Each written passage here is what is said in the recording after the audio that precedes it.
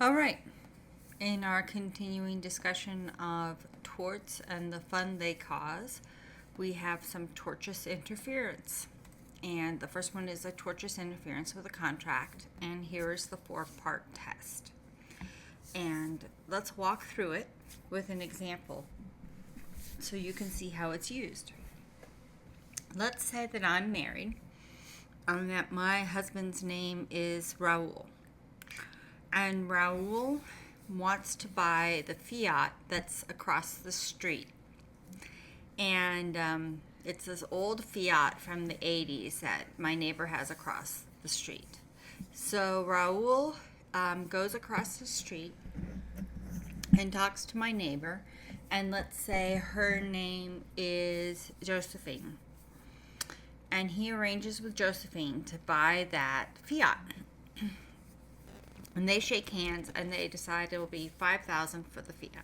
All right, so now they have a contract. Now I know that my husband is wanting that Fiat. And I know that that is a terrible car that breaks down all the time. And I don't want him buying a Fiat that we have to spend thousands of dollars on every year to fix.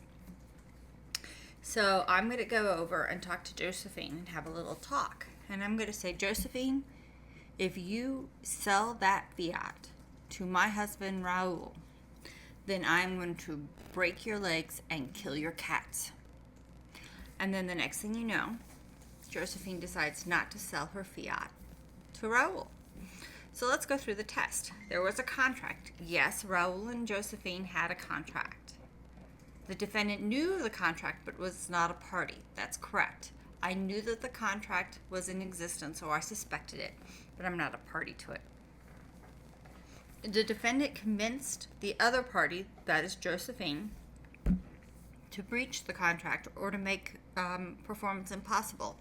I threatened Josephine, forcing her to breach the contract, and that caused an injury to the plaintiff. Yes, Raul was injured. He doesn't get his precious little Fiat. Tortious interference with a contract. Simple. Then there's also tortious interference with a prospective advantage. This is a cause of action when there hasn't been a contract formed, but when there is an expectation of an economic advantage. So it's the same, except for that there is no contract.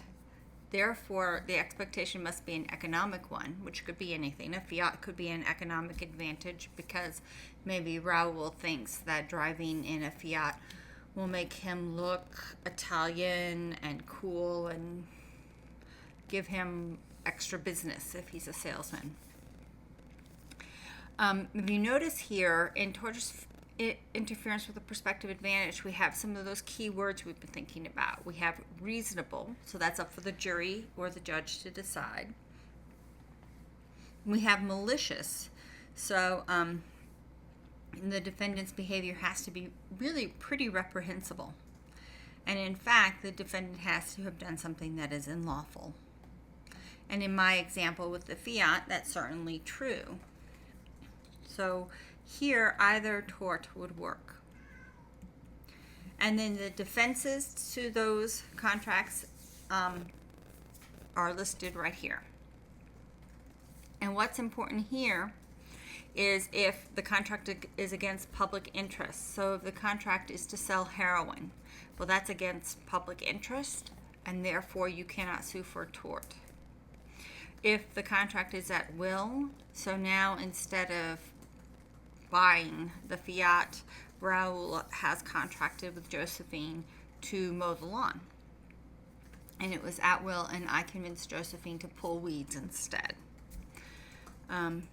Or if I have my own, or the defendant has their own economic interest or contract with that with the other party, in this case Josephine, that predates the one that Raul has. So it's pretty simple, tortious interference, and I find these to be pretty handy. There you go.